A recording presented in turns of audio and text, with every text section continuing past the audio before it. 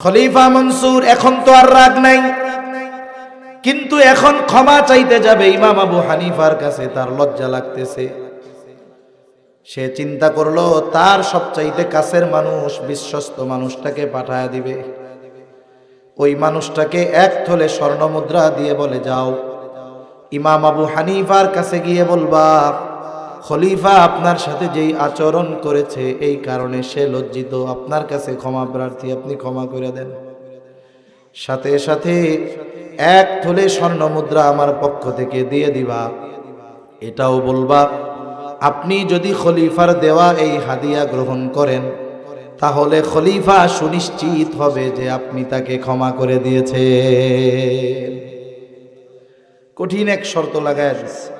লোকটা গেছে, গিয়ে প্রথমে বলতেছে, ইমাম আবু হানিফা, খলিফা আপনার সাথে এই আচরণের জন্য লজ্জিত, মাফ চাইছে, মাফ করে দেন।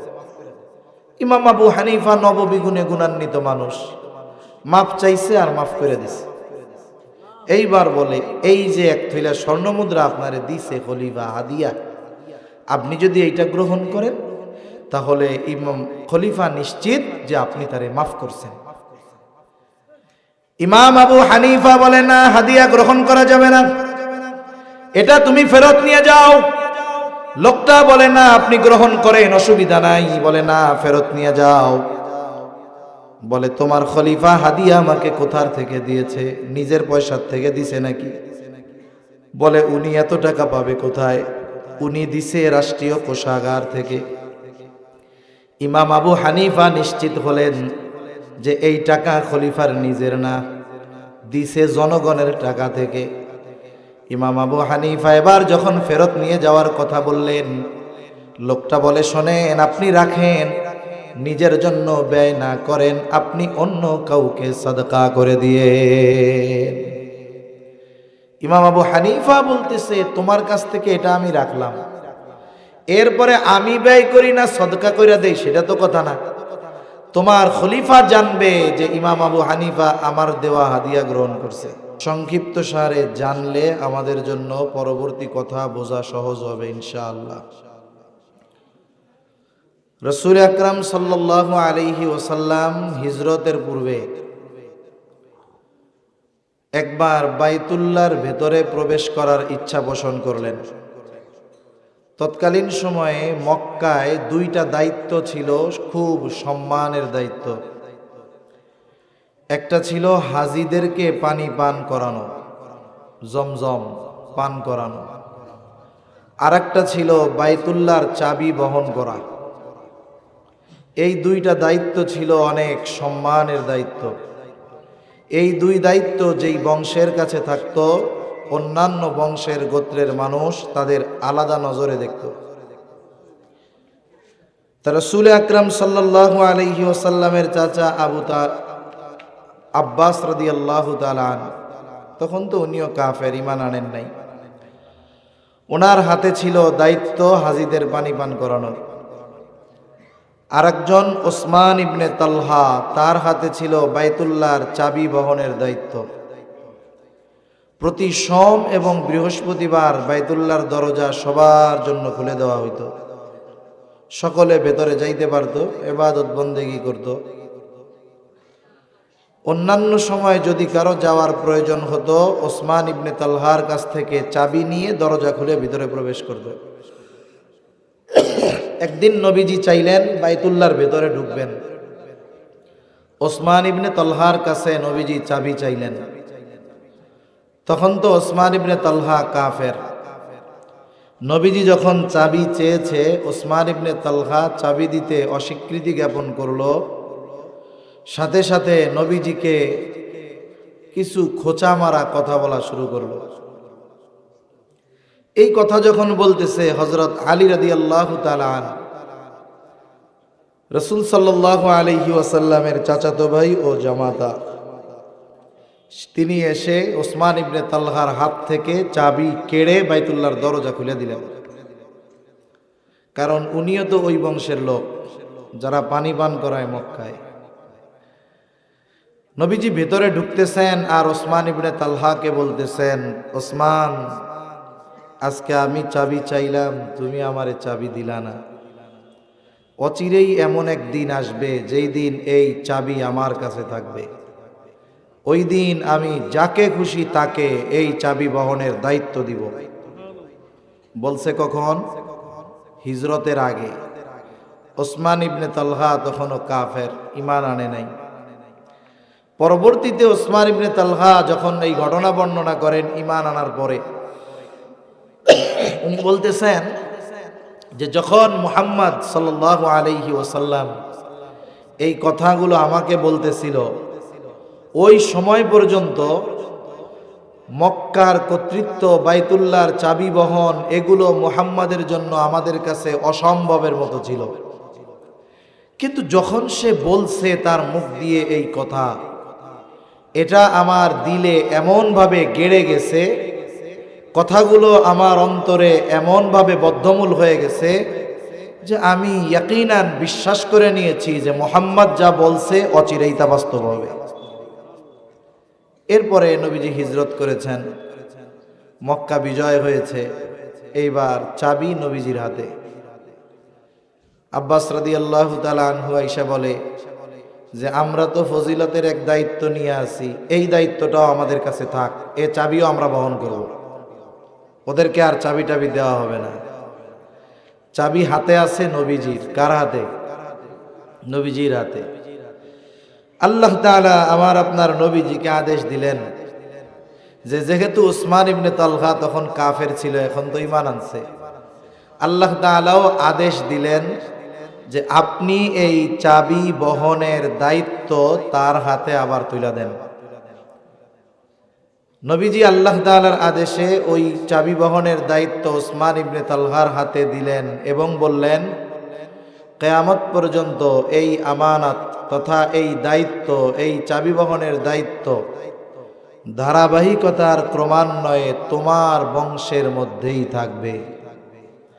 এখানে একটা বিষয় লক্ষণীয়, আসলে প্রকৃত বীর কে? প্রকৃত বীর হলো যে ক্রোধের সময় নিজেকে নিয়ন্ত্রণ রাখতে পারে। আসলে শক্তিশালী কে, পাওয়ারফুল কে? বলে প্রতিশোধ নেওয়ার ক্ষমতা থাকার পরেও যে মাফ কইরা দেয়, এর পাওয়ার, প্রতিশোধ যে নিয়ে নেয় তার চাইতে অনেক বেশি। ঠিক কিনা বলে? পুনরায় ওসমান ইবনে তালহার হাতে চাবি ফিরিয়ে দিয়েছেন নবীজি, আল্লাহ তাআলাও নির্দেশ দিয়েছেন। এই ঘটনাকে কেন্দ্র করে আয়াতটা নাজিল হয়েছে। এই আয়াতে মূলত দায়িত্বকে আমানত বলে অভিহিত করা হয়েছে। আল্লাহ তাআলা কোরআনুল কারীমের মধ্যে বলেন, ইন্নাল্লাহা ইয়া'মুরুকুম আন তু'আদ্দুল আমানাতি ইলা আহলিহা।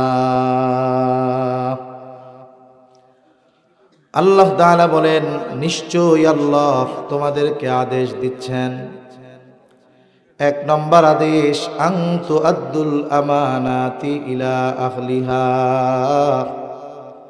যে তোমরা আমানত তার হকদারের কাছে ফিরায়া দাও। এখানে আরেকটা বিষয় খেয়াল করার আছে, আমানাতুন শব্দটি এক বচন, আর আল্লাহ তাআলা ব্যবহার করেছেন বহু বচন, আমানাত।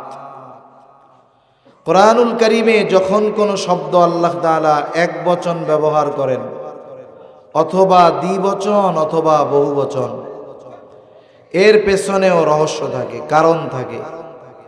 কোন শব্দ যখন আগে পরে আনেন, এর মধ্যেও কারণ থাকে। মুফাসসিরিনে কেরাম বলেন, এখানে আল্লাহ তাআলা আমানত শব্দটা বহু বচন এনেছেন, তার মানে আমানত শুধু এক জিনিসের মধ্যে হয় না, বরং বহু জিনিসের মধ্যে আমানতদারিতা হয়। তাহলে দুইটা বিষয় প্রথমে আমরা জানলাম, একটা হলো দায়িত্ব আমানত হয়, আর একটা বিষয় হলো আমানত এক জিনিসের সাথে সম্পৃক্ত বিষয় নয়, বরং বহু জিনিসের সাথে সম্পৃক্ত বিষয়। এখানে মূল উদ্দেশ্যটা কি? মুফাসসিরিনে কেরাম বলেন, মূল উদ্দেশ্য হলো আল্লাহ তাআলা ঈমানদারদেরকে আমানতদার হওয়ার নির্দেশ দিচ্ছেন। কারণ প্রকৃত ঈমানদার সে কখনো খেয়ানতকারী হয় না, আর যে খেয়ানতকারী সে প্রকৃতপক্ষে কখনো মুমিন হতে পারে না। গরম পানি আমানতদারিতা এমন একটা গুণ, আপনাদের কষ্ট হচ্ছে নাকি? আমার আগে তো খুব দীপ্ত কণ্ঠে বয়ান শুনছেন, আসলে আমি চাইলেও করতে পারবো না, সম্ভব না আমার দ্বারা। এই জন্য একটু এই ঠান্ডা ঠান্ডা কথাটা একটু দিলের কান দিয়ে শোনা যাবে তো ইনশাআল্লাহ। আল্লাহ তৌফিক দান করেন। আমানতদারিতা হলো এমন একটি গুণ যেটার সম্পৃক্ততা ঈমানের সাথে। কিছু গুণ আছে অর্জন করা ভালো, না করলে গোনা নাই, কিন্তু আমানতদারিতা এমন একটি সিফাত, এমন একটি গুণ যেটার সম্পৃক্ততা ঈমানের সাথে। আর আমানত খেয়ানত যারা করে বলে এদের মধ্যে মুনাফিকের ভাইরাস ঢুকে গেছে। রাসূলুল্লাহ সাল্লাল্লাহু আলাইহি ওয়াসাল্লাম আমাদেরকে মুনাফিকের আলামতগুলো জানিয়ে দিয়েছেন, আমরা সবাই জানি। এরপরে আবার একটু শুনি মুনাফিকের আলামত কি। নবীজি 1 নাম্বার বলেন, ইযা হাদ্দাসা কাযাবা, মুনাফিক যখন কথা বলে মিথ্যা কথা বলে। ইযা ওয়াদা আখলাফা, ওয়াদা করলে ওয়াদা খেলাফ করে। ইযা তুমিনা খানা, আমানতের খেয়ানত করে। আরেক বর্ণনায় আরেকটা এসেছে, ওয়া ইযা তাখাসামা ফাজারা, মুনাফিকের সাথে যখন কারো ঝগড়া লাগে মুনাফিক তখন অশ্লীল মন্দ বকাঝকা করে। এই 4টি আলামত হলো মুনাফিকের আলামত। যদিও মুনাফিকের, কিন্তু আমাদের সমাজে অনেক ইমানদারের মধ্যে এই 4টাই আছে না নাই? আছে। তাহলে নবীজি জানিয়ে দিলেন মুনাফিকের অন্যতম আলামত ইযা তুমিনা খানা, আমানতের খেয়ানত করা। তাহলে আমানতের খেয়ানত করা এটা মুনাফিকের স্বভাব, আর আমানতের হেফাজত করা এটা মুমিনের ভূষণ। এই জন্য নবীজিও জানিয়ে দেন, লা ঈমানা লিমান লা আমানাতা লাহ। নবীজি বলেন, যার মধ্যে আমানতদারিতা নাই তার ঈমান নাই। আমার আগে ভাইজান বয়ান করেছে, ওই যে মতির বিল্ডিং জান্নাতে যদি যাইতে হয় যেই জিনিসগুলো লাগবে এর মধ্যে 1 নাম্বার কি লাগবে? ঈমান লাগবে। যদি আমানতদারিতার গুণ কারো মধ্যে না থাকে তাহলে তার ঈমানের মধ্যে ত্রুটি আছে।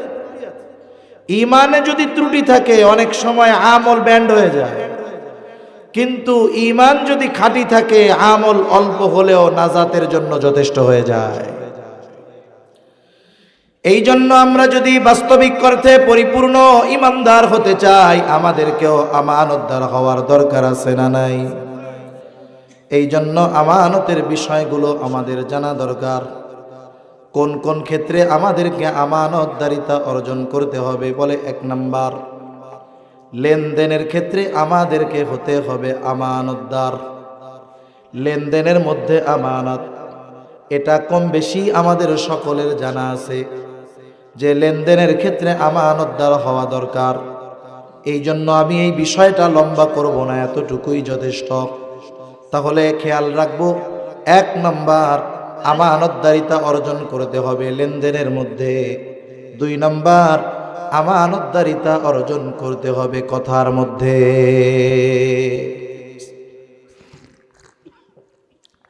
কথাও আমানত হয়। রাসূল আকরাম সাল্লাল্লাহু আলাইহি ওয়াসাল্লাম বলেন, ইযা হাদ্দাসা আর-রাজুলু সুম্মা ইলতাফাতা ফাহিয়া আমানাতুন। নবীজি বলেন, যখন কোনো মানুষ কথা বলে আর এদিকে সেদিকে তাকায়, ওই কথাটা এদিকে সেদিকে তাকিয়ে যার কাছে সে বলল, যেই কথাটা বলল ওই কথাটা আমানত হয়ে যায়। তার মানে ওই কথাটা অন্য কারো কাছে আর বলা যাবে না। স্বাভাবিকভাবে একটা মানুষ যদি ডানে বামে তাকায় এরপরে কথা বলে, আমরা বুঝি যে ও চায় না ওর কথা কেউ শুনুক, ও যে আমার কাছে কথা বলতেছে এটা কেউ দেখুক, ও চায় না। কিন্তু আমাদের অভ্যাস ফুল এর ব্যতিক্রম। কেউ যদি আমার আপনার কাছে এসে বলে, হুজুর কথাটা শুধু আপনাকে বললাম, আপনি আর কারো কাছে বললেন না, কাম সারা। এখন আমি যতক্ষণ আর একজনের কাছে না কই ততক্ষণ আমার পেটে ওই কথা আর হজম হয় না। বাঙালি কোটি কোটি টাকা খাইয়া হজম করে ফেলতে পারবে, কিন্তু কথা হজম করা এটা কঠিন। এখন কি করি, আমারে দিয়াই বলতেছি আর কি। লোকটা আমার চোখের আড়াল খাওয়ার আগে আমার পাশের আর একজনকে ডাক দিয়া বলি, এদিকে আসো ভাই। লোকটাকে চিনো? বলে হ্যাঁ চিনি। লোকটা আমাকে খুব বিশ্বাস করে, তার একটা গোপন কথা আমার কাছে বলছে, কারো কাছে বলতে মানা করছে। আমিও তোমারে খুব বিশ্বাস করি, তোমার কাছেই বললাম, তুমি কিন্তু কাউরে বইল না। এইবার ও কি করবে? বলবে হুজুররেও তো বলতে মানা করেছিল, হুজুর একজনের কাছে বলছে, আমি মনে হয় একজনের কাছে বললে অসুবিধা নেই। ও দোস্তকে ডাক দিয়া বলবে, বন্ধু বলো আমাদের হুজুর কি খারাপ নাকি? বলে না। মিথ্যা কথা বলে? বলে না। বলে অমকের ব্যাপারে হুজুর আমার কাছে এই কথা বলেছে, আমি শুধুমাত্র তোমাকে বললাম, তুমি কিন্তু আর কারো কাছে বইল না।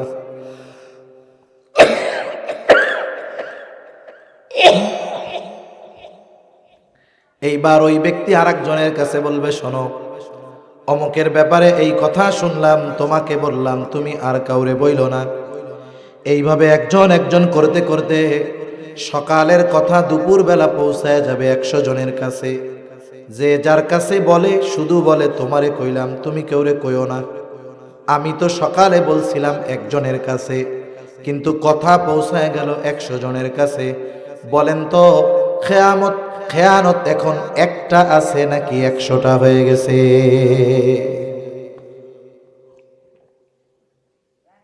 যদিও আমি বলছি একজনের কাছে, কিন্তু 100 জনের কাছে পৌঁছানোর কারণটা তো আমি, তাই না? হাদিসের মধ্যে আসছে, নবীজি বলেন, যখন কেউ কোনো ভালো কাজের সূচনা করে, ওই ভালো কাজ যতজন আমল করে, ভালো কাজের সূচনাকারী প্রত্যেক আমল করনেওয়ালার সমপরিমাণ সওয়াব পাইতে থাকে। আবার যখন আল্লাহ মাফ করো, আবার যখন কেউ কোনো মন্দ কাজের সূচনা করে, ওই মন্দ কাজ যতজন আমল করে সকলের সমপরিমাণ পাপ যার দ্বারা মন্দ কাজের সূচনা হয়েছে তার আমল নামায় যোগ হতে থাকে।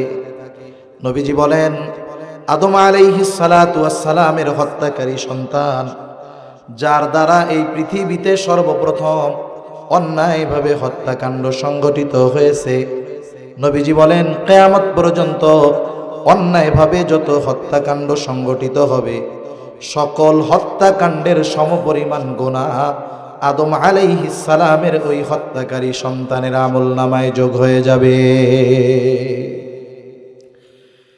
এই জন্য কথাটাও আমানত হয়, আমরা কথার হেফাজত করব। অনেক সময় এমন হয় যে এক সময় তার সাথে আমার সম্পর্ক ভালো, বন্ধুত্বের সম্পর্ক যতদিন, কথা গোপন রাখছে ততদিন। এবার সম্পর্ক আগের মতো নাই, সম্পর্ক নষ্ট হয়ে গেছে, গোপন কথা। এইবার ওই কথাকে অস্ত্র বানায়, বলে বেশি কথা কইলে কিন্তু কইয়া দিমু। বলে কি বলে না? বলেন তো, বন্ধু ছিল তখন কথার হেফাজত করা হলো, এখন শত্রু হয়ে গেছে বিধায় তার কথার কি খেয়ানত করা যাবে? বন্ধুর আমানত যেমন হেফাজত করতে হয়, শত্রুর আমানত হেফাজত করতে হয়। রাসূল আকরাম সাল্লাল্লাহু আলাইহি ওয়াসাল্লাম মক্কা থেকে মদিনায় হিজরত করেছেন। সর্বপ্রথম কথা হলো আল্লাহ তাআলার নির্দেশ, সাথে সাথে বাহ্যিক কিছু কারণ তো আছে। বাহ্যিক কারণগুলোর ভিতরে অন্যতম কারণ কাফেরদের অতি মাত্রায় জুলুম, অত্যাচার। আল্লাহ রাব্বুল আলামিন আমার আপনার নবীকে জানায় রাখছেন, পয়গম্বর আপনি প্রস্তুত থাকেন, অচিরেই কিন্তু আপনার সফর শুরু হবে, হিজরতের জন্য প্রস্তুত থাকেন। কিন্তু সময়টা নির্দিষ্ট করে আল্লাহ তাআলা জানান নাই। কাফেররাও মোটামুটি বুঝতে পেরেছে যে নবীজি খুব শীঘ্রই হয়তো মক্কা ত্যাগ করে চলে যাবেন। কাফেররাও মোটামুটি সিদ্ধান্ত নিয়ে নিল এইবার আর মুহাম্মদকে ছেড়ে দেওয়া যাবে না। এতকাল আবু তালেব বেঁচে ছিল, এখন আর আবু তালেব নাই, বাধা দেওয়ারও আগের মতো কেউ নাই।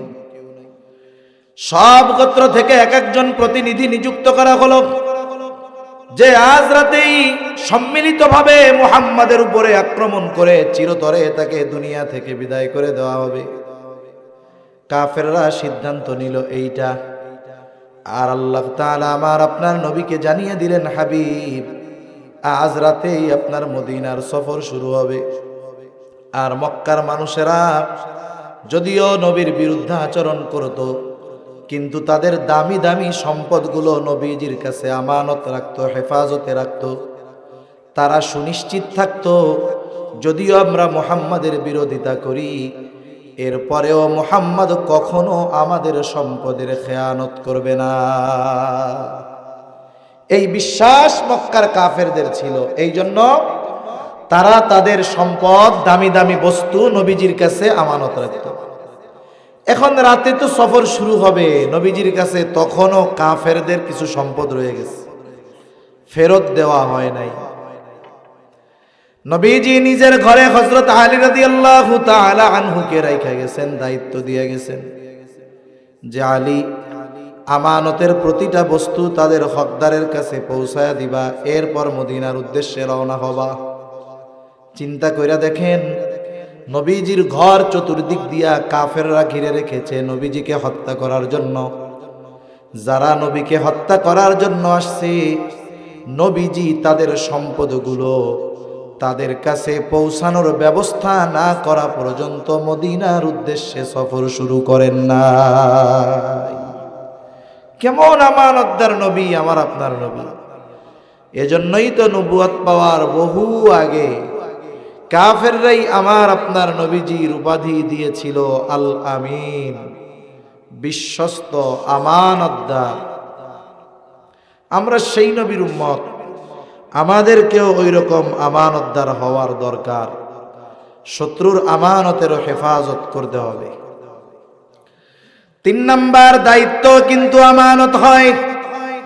এই আয়াতে মূলত আল্লাহ তাআলা আমানত বলে দায়িত্বকে বুঝিয়েছেন। চাবি বহনটা মূল উদ্দেশ্য না, দায়িত্বটাই হলো মূল উদ্দেশ্য।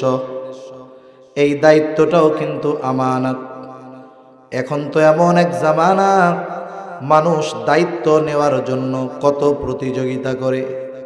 টাকা দিয়ে দায়িত্ব কিনে নেয়, ঘুষ দিয়ে দায়িত্ব কিনে নেয়, আবার অনেক সময় আরেকজনকে মাইরা দায়িত্ব নিতে চায়।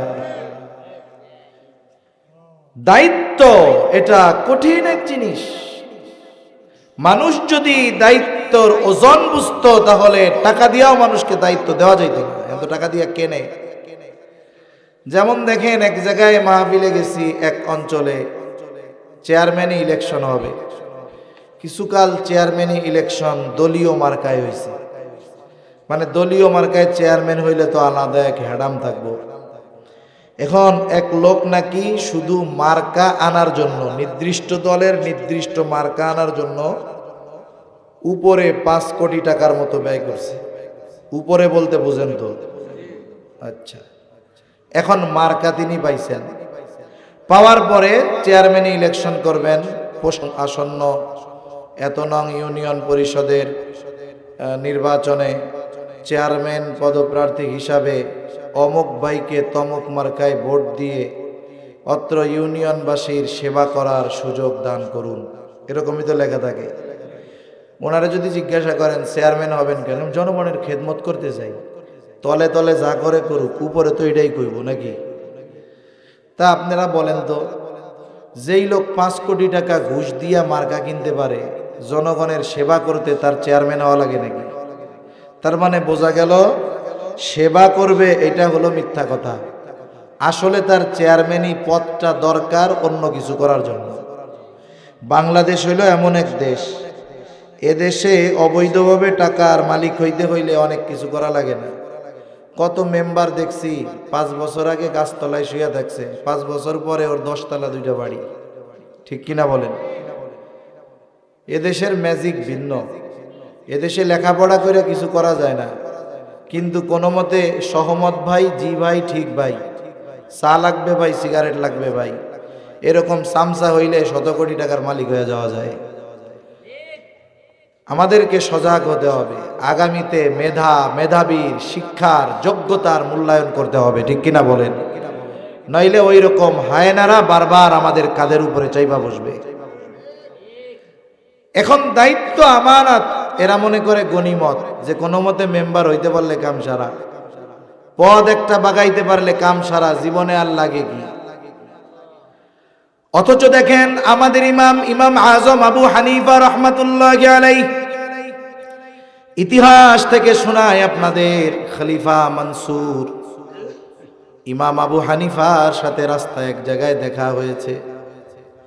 খলিফা মনসুর ইমাম আবু হানিফাকে প্রস্তাব দিচ্ছেন যে প্রধান কাজী, প্রধান বিচারকের আসন খালি, আপনি প্রধান বিচারকের দায়িত্ব গ্রহণ করেন, প্রধান কাজীর দায়িত্ব আপনি নেন।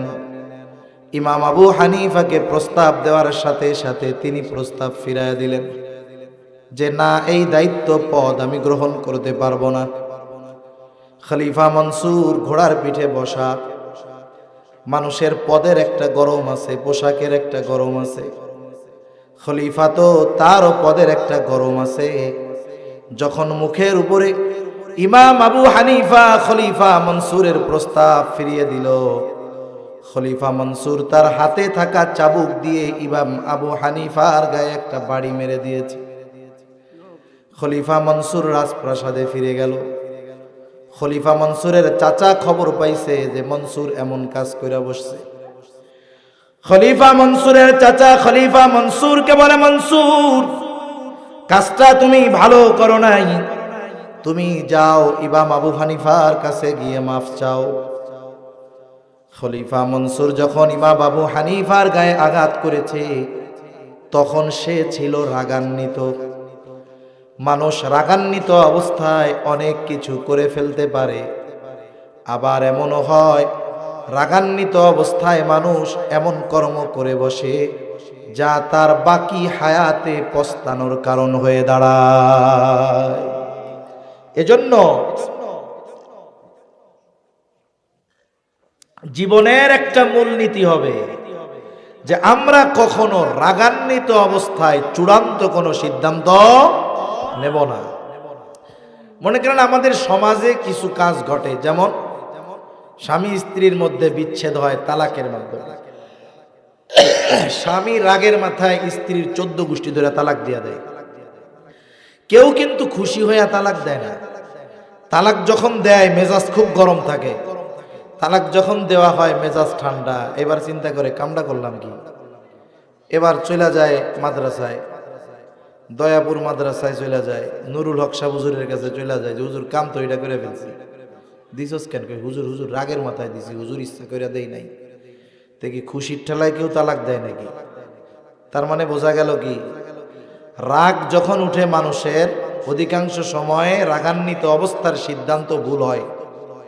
জীবনের মূলনীতি যেগুলো, এর মধ্যে একটা হলো যে আমরা কখনো রাগান্বিত অবস্থায় চূড়ান্ত কোনো সিদ্ধান্ত নিব না। খলিফা মনসুর এখন তো আর রাগ নাই, কিন্তু এখন ক্ষমা চাইতে যাবে ইমাম আবু হানিফার কাছে, তার লজ্জা লাগতেছে। সে চিন্তা করলো তার সবচাইতে কাছের মানুষ, বিশ্বস্ত মানুষটাকে পাঠায় দিবে। ওই মানুষটাকে 1 থলে স্বর্ণ মুদ্রা দিয়ে বলে, যাও ইমাম আবু হানিফার কাছে গিয়ে বলবা খলিফা আপনার সাথে যেই আচরণ করেছে এই কারণে সে লজ্জিত, আপনার কাছে ক্ষমা প্রার্থী, আপনি ক্ষমা করে দেন। সাথে সাথে 1 থলে স্বর্ণ মুদ্রা আমার পক্ষ থেকে দিয়ে দিবা। এটাও বলবা আপনি যদি খলিফার দেওয়া এই হাদিয়া গ্রহণ করেন তাহলে খলিফা সুনিশ্চিত হবে যে আপনি তাকে ক্ষমা করে দিয়েছেন। কঠিন এক শর্ত লাগায় দিচ্ছে। লোকটা গেছে, গিয়ে প্রথমে বলতেছে, ইমাম আবু হানিফা, খলিফা আপনার সাথে এই আচরণের জন্য লজ্জিত, মাফ চাইছে, মাফ করে দেন। ইমাম আবু হানিফা নববিগুণে গুণান্বিত মানুষ, মাফ চাইছে আর মাফ করে দিছে। এইবার বলে, এই যে 1 থৈলা স্বর্ণ মুদ্রা আপনারে দিছে খলিফা হাদিয়া, আপনি যদি এইটা গ্রহণ করেন তাহলে ইমাম খলিফা নিশ্চিত যে আপনি তারে মাফ করছেন। ইমাম আবু হানিফা বলে না, হাদিয়া গ্রহণ করা যাবে না, এটা তুমি ফেরত নিয়ে যাও। লোকটা বলে না, আপনি গ্রহণ করেন, অসুবিধা নাই। বলে না, ফেরত নিয়ে যাও। বলে তোমার খলিফা হাদিয়া আমাকে কোথার থেকে দিয়েছে? নিজের পয়সার থেকে দিছে নাকি? বলে উনি এত টাকা পাবে কোথায়? উনি দিছে রাষ্ট্রীয় কোষাগার থেকে। ইমাম আবু হানিফা নিশ্চিত হলেন যে এই টাকা খলিফার নিজের না, দিছে জনগণের টাকা থেকে। ইমাম আবু হানিফা এবার যখন ফেরত নিয়ে যাওয়ার কথা বললেন, লোকটা বলে শোনেন, আপনি রাখেন, নিজের জন্য ব্যয় না করেন, আপনি অন্য কাউকে সাদকা করে দিয়ে। ইমাম আবু হানিফা বলতেছে তোমার কাছ থেকে এটা আমি রাখলাম, এরপরে আমি ব্যয় করি না সদকা কইরা দেই, সেটা তো কথা না। তোমার খলিফা জানবে যে ইমাম আবু হানিফা আমার দেওয়া হাদিয়া গ্রহণ করছে। শোনো, খলিফার দায়িত্ব হলো জনগণের সম্পদ পাহারা দেওয়া, যথাযথ কাজে ব্যয় করা। খলিফাকে যেই ওজিফা দেওয়া হয়, যেই সম্মানী ভাতা দেওয়া হয়, এই দায়িত্ব পালনের জন্য। বলেন তো, রাষ্ট্রপতির নির্দিষ্ট ভাতা আছে না নাই? যিনি প্রধানমন্ত্রী হন তার আছে না নাই? এই ভাতার বাইরে একটা টাকা নিজের কাজে ব্যবহার করার অনুমতি আছে? এটা আমানত। ইমাম আবু হানিফা বলতেছে শোনো, এই খেলাফতের দায়িত্ব আমানত, সাথে সাথে এই সম্পদগুলো রক্ষণাবেক্ষণের দায়িত্ব তার উপরে, এটা আমানত। এখান থেকে সে যদি একটা টাকা নিজের কাজে ব্যয় করে তাহলে আমানতের খেয়ানত হবে।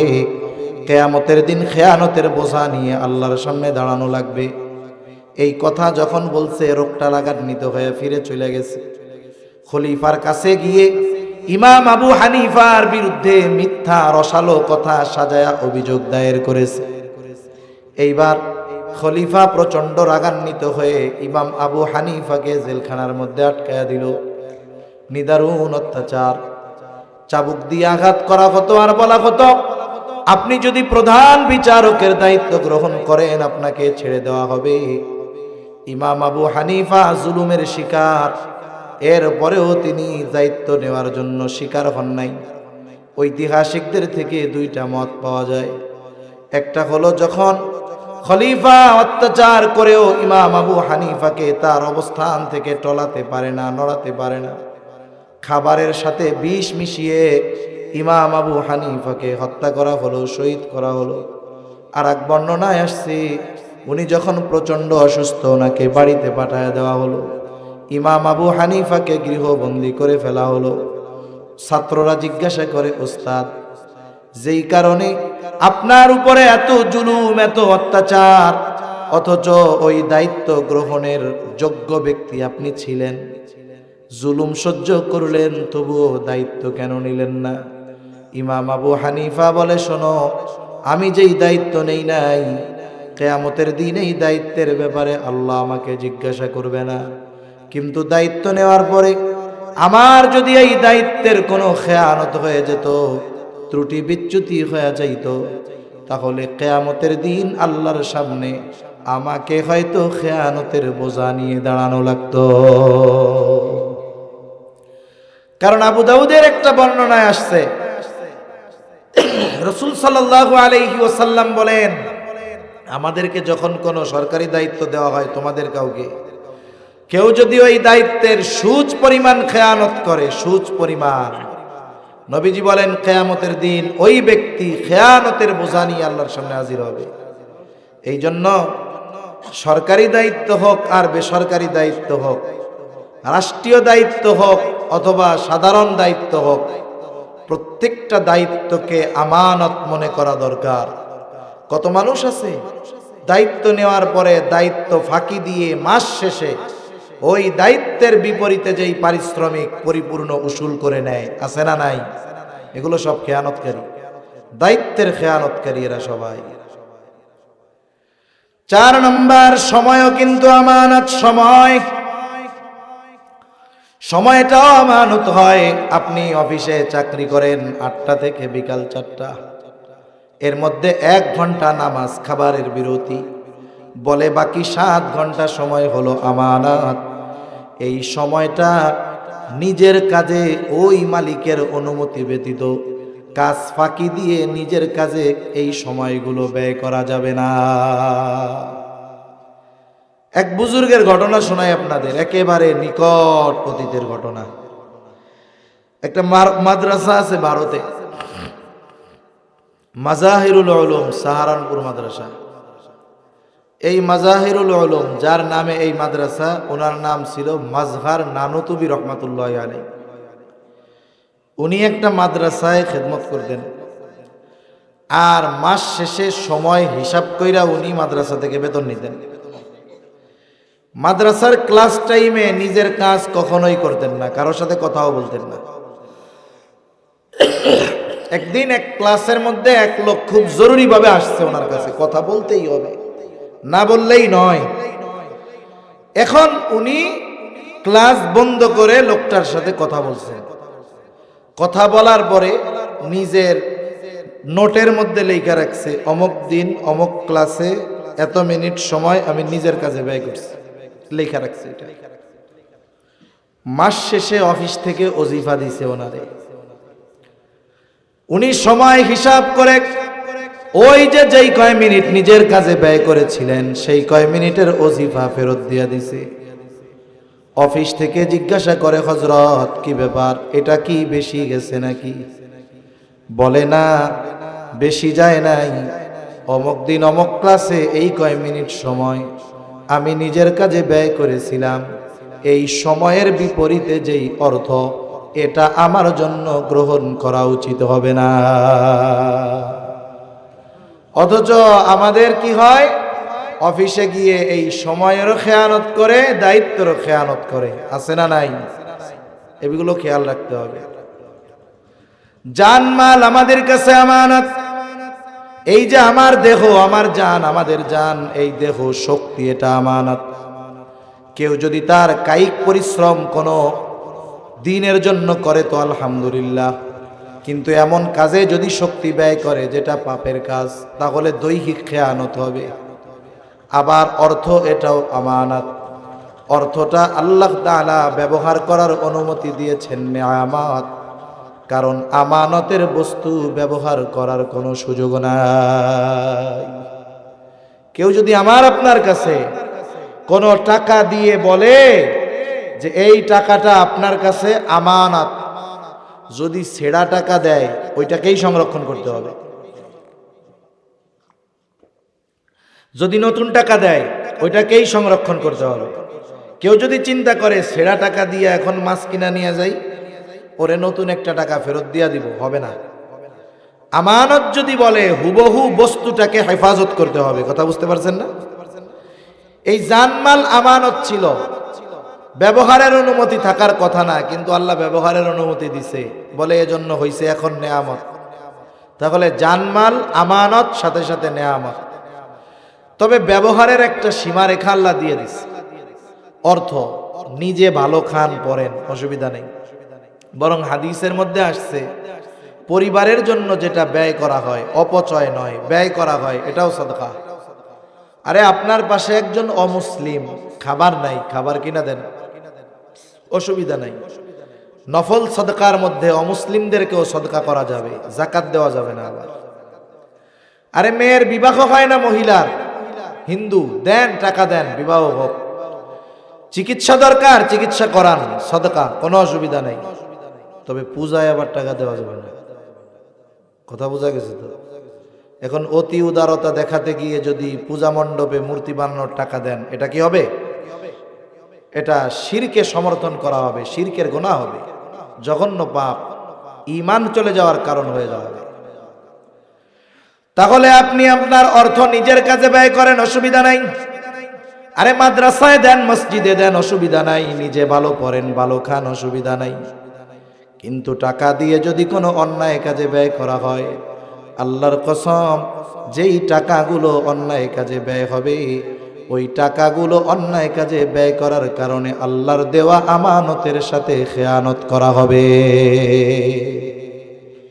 এখন কোন টাকা দিয়া বিড়ি সিগারেট খাইলে কিন্তু আবার খেয়ানত হবে না? হবে? এটা খাওয়া যাবে না। টাকা দিয়া বিড়ি সিগারেট কেন খান?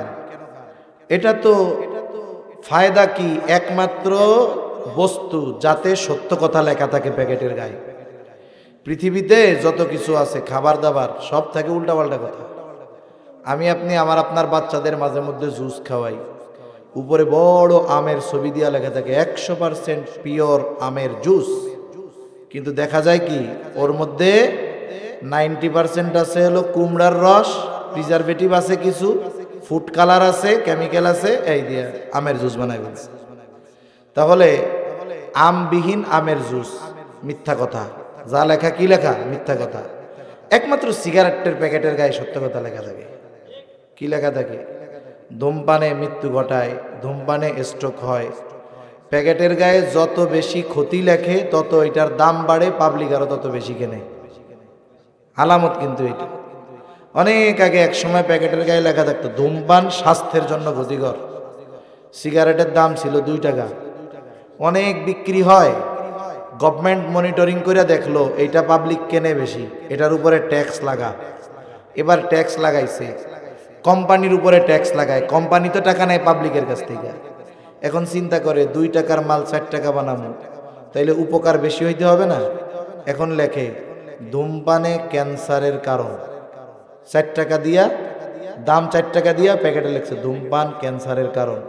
ও আল্লাহ, পাবলিক দেখি 4 টাকা দিয়ে এটা কিনে খাওয়া শুরু করছে।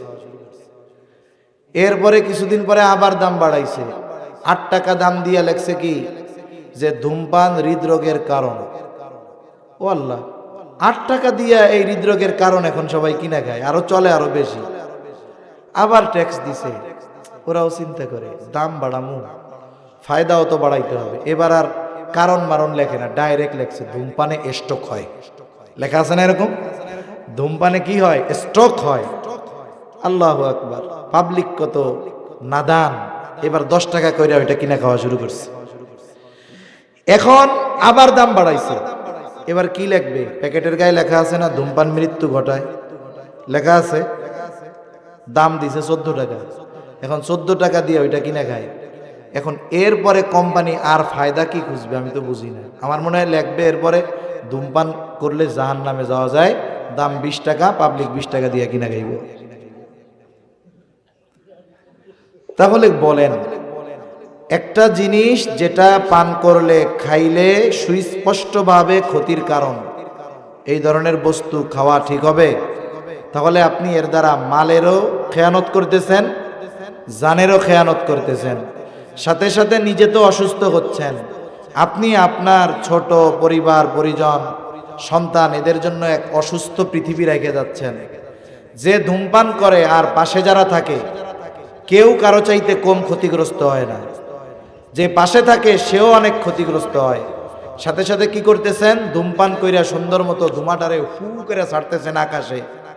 এর সাথে যে বিষাক্ত নিকোটিন, এগুলো সব বাতাসের সাথে মিশতেছে, বায়ু দূষণ হচ্ছে। এর দ্বারা আপনি আপনার আগামী প্রজন্ম নিজের ক্ষতিও করতেছেন, আগামী প্রজন্মের জন্য ক্ষতি করতেছেন। এজন্য এগুলো বাদ দিব, বলেন ইনশাআল্লাহ। আরে আপনি তো খান না মনে হয়, এর লেগে জোরে কইছেন। যারা খায় এরা কই নাই, এরা কইতো না। তাহলে দেখেন, জান মাল এটা আমানত, সন্তান সন্ততি আমানত, শরীয়তের সকল বিধিবিধান আমানত, অঙ্গ প্রত্যঙ্গ আমানত। বলে অঙ্গ প্রত্যঙ্গেরও খেয়ানত হয়, বলে হয়। কেমনে হয়? গুনাহ করার মাধ্যমে হয়। সন্তান সন্ততি আমানত, দিন যদি না শেখানো হয় তাদের সাথে খেয়ানত করা হয়। এই জন্য অনুরোধ থাকবে, যেখানে এইখানে যেহেতু নুরানি মাদ্রাসা হয়েছে, আপনি আপনার সন্তানটাকে যদি ডাক্তারও বানাতে চান, ইঞ্জিনিয়ার বানাতে চান, আপনি বানান, কোনো অসুবিধা নাই। কমপক্ষে 3য় শ্রেণী পর্যন্ত নুরানি মাদ্রাসায় পড়ান। তাহলে সন্তান নামক ওই নিয়ামত, আমানত, যেই দায়িত্বগুলো আপনার উপরে ছিল তার কিছু অংশ মাদ্রাসায় দেওয়ার কারণে আদায় হয়ে যাবে। তাহলে এই 7-8টা বিষয়ের দায়িত্ব যদি আমরা পালন করতে পারি তাহলে আমানতদার মুমিন হওয়া যাবে। তাহলে সূরাতুন নিসার 58 নম্বর আয়াতে আল্লাহ তাআলা আমাদেরকে 2টা বিষয়ের ওয়াজ করেছিলেন। কয়টা বিষয়? 1 নাম্বার আনতু আতুল আমানাতি ইলা আহলিহা, যে তোমরা আমানতদার হকদারের কাছে ফিরায় দাও, অর্থাৎ তোমরা আমানতদার হও। 2 নম্বর নির্দেশ আল্লাহ তাআলা বলেন ওয়া ইযা হাকামতুম বাইনান নাসি আন তাহকুমু বিল আদল, তোমরা যখন মানুষের মধ্যে বিচার আচার করবা, ন্যায় বিচার করবা। অনেকে চিন্তা করতে পারে যে বিচার তো কোর্টে হয়, আমরা কি বিচার করি? না না, প্রত্যেকটা মানুষ জীবনের কোনো না কোনো সময় কোনো না কোনো কারণে ছোট খাটো হলেও বিচারকের ভূমিকা পালন করে। মনে করেন 1 লোকের 2 সন্তান, দ্বন্দ্ব লাগছে, এই দ্বন্দ্ব নিরসনে বিচারক হইল তাদের বাপ। এখন বাপ চিন্তা করে পোলা এটা তো বিদেশে দেয়, টাকাও বাড়ায় ভালো, এইবার সুন্দর মতো বিচারের ক্ষেত্রে ওই টাকা যেটা পাঠায় ওইটার পক্ষ অবলম্বন করলো। এই কাম কি করা যাবে? করা যাবে না। বন্ধুত্বের কারণেও যেমন বিচারে পার্সিয়ালিটি করা যাবে না, শত্রুও যদি হয় বিচারের জন্য আসে, এই কারণে তার প্রতি অবিচার করা যাবে। ইসলামে শিক্ষা আমাদের দেয় নাই, বরং আল্লাহ তাআলা বলেন ওয়ালা ইয়াজরিমান্নাকুম শানাআনু কওমিন আলা আল্লা তা'দিলু ইউদিলু হুয়া আকরাবু লিত্তাকওয়া। আল্লাহ তাআলা জানায় দেন কোন কওমের প্রতি বিদ্বেষ বশত তাদের উপরে অবিচার করা যাবে না, বরং ওই কওমের কেউ যদি যাদের প্রতি আমাদের বিদ্বেষ, তারাও যদি আমাদের কাছে বিচারের জন্য আসে, আল্লাহ রাব্বুল আলামিন জানায় দেন ইউদিলু, ন্যায় বিচার করবা। কারণ কি? হুয়া আকরাবু লিত্তাকওয়া, ন্যায় বিচার করবা এটাই হলো তাকওয়ার অধিক নিকটবর্তী। কিন্তু বাস্তবতা হলো আমরা ন্যায় বিচার করতেও রাজি নাই, মানতেও রাজি নাই। এই যে 2টা গুণের কথা আল্লাহ বলছেন, এর তাফসিরে ইমাম শাফেঈ রহমাতুল্লাহি আলাইহি বলেন 2টা গুণ এমন, যদি কোনো ব্যক্তি অর্জন করে বলে সে কামিয়াব, যদি কোনো সমাজের মানুষের মধ্যে এই গুণ থাকে বলে তারা সৌভাগ্যবান। আরে বলে যদি রাষ্ট্রের মানুষের মধ্যে থাকে তারা সৌভাগ্যবান, কোনো শাসকের মধ্যে থাকে বলে সেই দেশের মানুষরাও সৌভাগ্যবান। সুবহানাল্লাহ। কিন্তু রাষ্ট্রের শাসকের মধ্যে যাবে কই? আমাদের মধ্যেই তো নাই।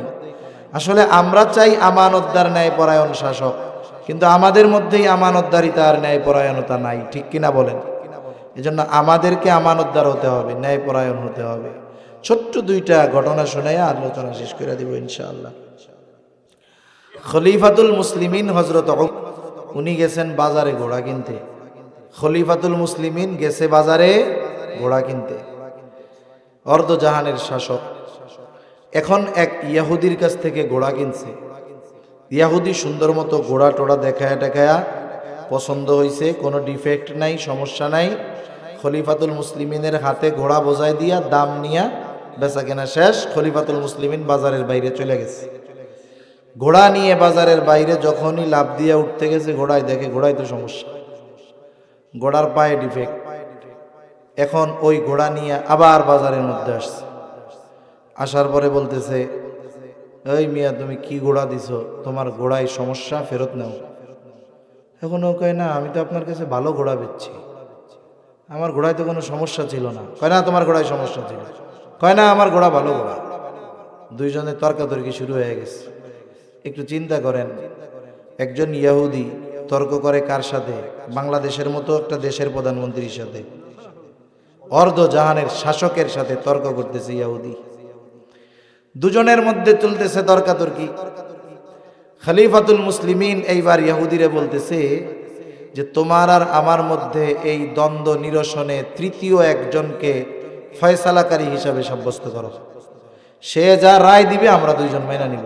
আচ্ছা ঠিক আছে। ইহুদি নিজের ধর্মের কাউকে বাছাই করেন না। ইহুদি দেখে যে সুরাইহিরে দেখা যায়, বলে খলিফাতুল মুসলিমিন আমার আর আপনার মধ্যে এই সমস্যা সমাধান দিবে শুরাই। শুরাই যা রায় দিবে আমরা মাইনা নিব, বলে হ্যাঁ কোনো সমস্যা নেই। এইবার শুরাই আসছে। শুরাই এসে দুইজনের কথাই সমগুরুত্ব সহকারে শুনেছে। কারণ বিচারকদের জন্য নবীজি যতগুলো নির্দেশনা দিয়েছেন এর মধ্যে একটা হলো, যিনি বিচারক বাদী বিবাদী উভয়ের কথা সমগুরুত্ব সহকারে শুনতে হবে। কিন্তু আমাদের দেশে বাদী যদি হুজুর হয় এদের কথা শুনে না, বিবাদী যদি হুজুর হয় এদের কথা শুনে না, এরা কিছু বলারই চান্স দেয় না। অথচ উচিত কি দুইজনের কথাই সমগুরুত্ব সহকারে শুনতে হবে। এখন দুইজনের কথা উনি শুনছেন। শ্রবণ করবার পরে বলে, খলিফাতুল মুসলিমিন আপনি কি চান? বলে আমি চাই সে এই ঘোড়া ফেরত নিবে, কারণ সে আমাকে খারাপ ঘোড়া দিয়েছে। শুরাই বলে, খলিফাতুল মুসলিমিন সে ঘোড়া ফেরত নিতে বাধ্য, তবে আপনি যখন তার কাছ থেকে ঘোড়াটা বুঝে নিয়েছেন তখন কেমন ছিল? বলে হ্যাঁ তখন তো ভালো ছিল। বাজারের থেকে বাহির হইলাম ঘোড়ায় উঠবো, তখন দেখি ঘোড়ায় সমস্যা। এইবার শুরাই বলে, খলিফাতুল মুসলিমিন ঘোড়া সে ফেরত নিতে বাধ্য, যেহেতু আপনি তার কাছ থেকে ভালো ঘোড়া বুঝে নিয়েছেন, যেমনটা বুঝে নিয়েছেন তেমনটাই তাকে আপনার ফেরত দিতে হবে। খলিফাতুল মুসলিমিন একটু চুপ থেকে একটু করে পরে বলেন, হ্যাঁ শুরাই এটাই নাই বিচার। বলেন তো রায় খলিফার পক্ষে গেছে নাকি বিপক্ষে গেছে? খলিফা রাগ হয়ে যান নাই, এই বিচারের কারণে তাকে দেশান্তর করেও দেন নাই। বরং খলিফা বলতেছে, শুরাই কুফার প্রধান কাজীর আসনটা খালি, পদটা খালি, আমি তোমাকে কুফার প্রধান কাজী হিসাবে এখন থেকে নিয়োগ দিয়ে দিলাম। ন্যায় বিচার হইছে, শাসকের বিপক্ষে রায় গেছে, প্রমোশন পাইছে, চাকরি হয়ে গেছে। আর আমাগো দেশে যদি কোনো বিচারক সরকারের বিপক্ষে রায় চলে যাইত, তাইলে ওর বাঁচাই দুরস্কর হয়ে যাইত, ওরই নাফসি নাফসি শুরু হয়ে যাইত। এই জন্য চিন্তা করে জীবন বাঁচানো ফরজ, রায় ওর পক্ষে দিয়ে জীবনটা আগে বাঁচাই। কিন্তু ন্যায় বিচার মানার যেই আগ্রহ এটা আমাদের মধ্যে নাই, করারটাও এই জন্য নাই। রাসূলুল্লাহ সাল্লাল্লাহু আলাইহি ওয়াসাল্লামের দরবারে এক মহিলার বিচার আসছে। মহিলা চুরি করছে, হাত কাটা হবে। বলে মহিলা কুরাইশ বংশের মহিলা। কুরাইশ বংশের তিনটা শাখা ছিল সবচাইতে সম্মানিত, একটা হলো হাশিম, হাশেমি, উমাইয়া আর হলো মাখজুম। হাশেমি গোত্র হলো এই পৃথিবীতে আসমানের নিচে জমিনের উপরে সবচাইতে সম্মানিত গোত্র কুরাইশ বংশের হাশেমি গোত্র। কুরাইশ বংশের হাশেমি এই শাখায় জন্ম নিয়েছে আমার আপনার নবী মুহাম্মাদুর রাসূলুল্লাহ সাল্লাল্লাহু আলাইহি ওয়াসাল্লাম। চুরি করছে কুরাইশ বংশের, তবে শাখা ভিন্ন, মাখজুম গোত্রের। আরে গোত্র ভিন্ন হোক, বংশ তো এক। ওই সময়ের মানুষগুলোর কিছু বদভ্যাস ছিল, ওইটা আমাদের সমাজেও আছে। মনে করেন আপনাদের এলাকায় বংশ আছে না, চৌধুরী, তারপরে মজুমদার, আর কি আছে, হ্যাঁ, খন্দকার। কথার কথা উদাহরণ দিতে গিয়া কইতেছি আর কি। মনে করেন মজুমদার গোষ্ঠীর একটা ছেলে চুরি করছে, কথার কথা। বলেন তো এই চুরির দায় কি মজুমদার গোষ্ঠীর সবার উপরে না শুধু তার উপরে? কিন্তু আমাদের অভ্যাস কি জানেন, ওই বলা যদি কালকে চুরি করে আজকে ধরা খায়, সকালবেলা একটা মজুমদার গোষ্ঠীর লোক দেখলে কইব সোরের গোষ্ঠীর লোক, কি অবস্থা। এই যে বলতেছি, ইসলাম থাকলে, ইসলামী শাসন ব্যবস্থা থাকলে পিডানি দেওয়া হইত। কারণ ব্যক্তির অপরাধ কেন বংশের উপরে চাপায় দেওয়া হবে? এটা ওই সময়ের জাহেলরা করত, এখন আমরাও করি। এগুলো করা যাবে না। সাহাবায়ে কেরাম চিন্তা করতেছে, নবীর বংশের মেয়ে হাত যদি কাটা যায় তাইলে তো পরের দিন সবাই কইব দেখ কুরাইশ বংশের মহিলা ও চোর। এই কারণে সাহাবায়ে কেরাম চিন্তা করে নবীজি হয়তো জানেন না, মহিলা কুরাইশ বংশের, নবীজিকে একটু জানানো দরকার। যদি কোনো মতে মহিলার শাস্তিটা একটু কমায় দেওয়া যাইত, নবীজির কাছে খবর দেওয়া দরকার। কিভাবে খবর দেওয়া যায়? যায়েদ রাদিয়াল্লাহু তাআলা আনহুর ছেলে নাম হলো ওসামা। ওসামা ছোট, সবাই শিখায়া দিছে, ওসামা যাও, তুমি তোমার নানার কাছে গিয়ে বলবা, নানা, যেই মহিলা চুরি করেছে, মহিলা হলো কুরাইশ বংশের মহিলা, আর কিছু বলা লাগবে না।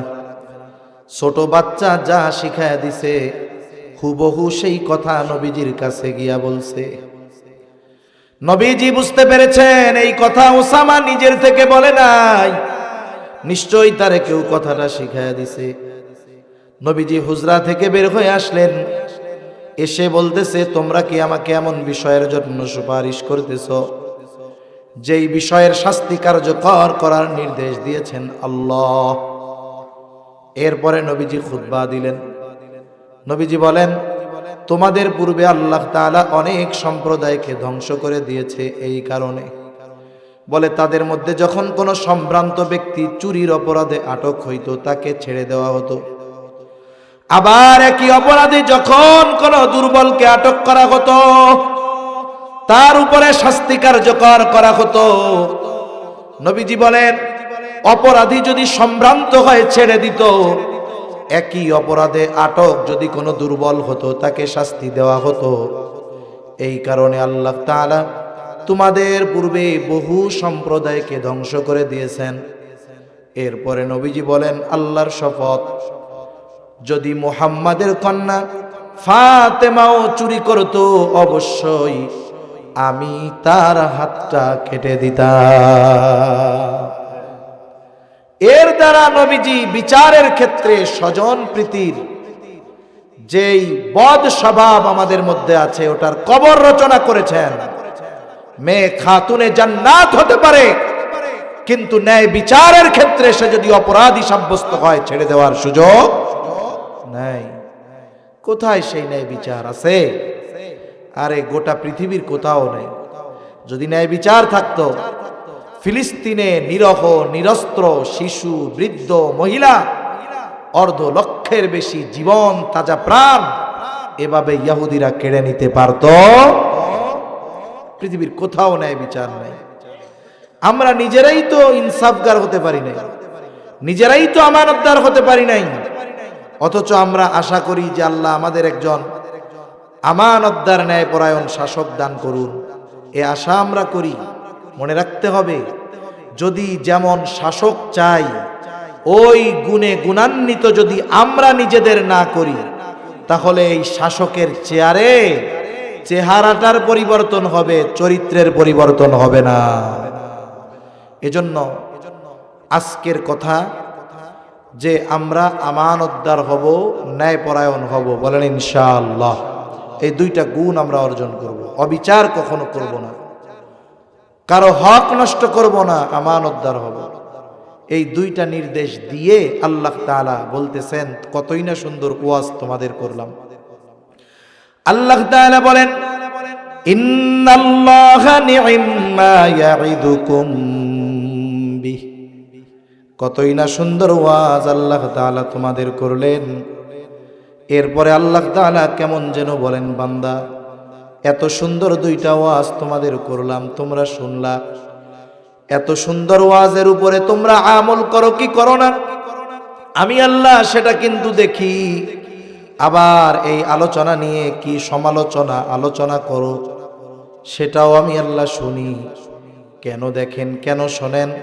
আল্লাহ তাআলা বলেন, ইন্নাল্লাহা কানা সামিআম বাসীরা। নিশ্চয়ই আল্লাহ তাআলা হলেন সর্বশ্রোতা, সর্বদ্রষ্টা। এজন্য আমরা যারা শুনলাম, আমরা আমানতদার, ন্যায়পরায়ণ হব তো ইনশাআল্লাহ। না হলে কি হবে বলেন তো? বারবার আমাদের উপরে জালেম চাপবে, জুলুম হবে। আমরা যদি আমাদের পরিবর্তন করি, আশা করা যায় আল্লাহ তাআলা আমাদেরকেও ন্যায়পরায়ণ শাসক দিবেন ইনশাআল্লাহ। আল্লাহ আমাদের সকলকে এই দুই গুণে গুণান্বিত হওয়ার তৌফিক দান করেন। জবান খুলে বলি আমিন।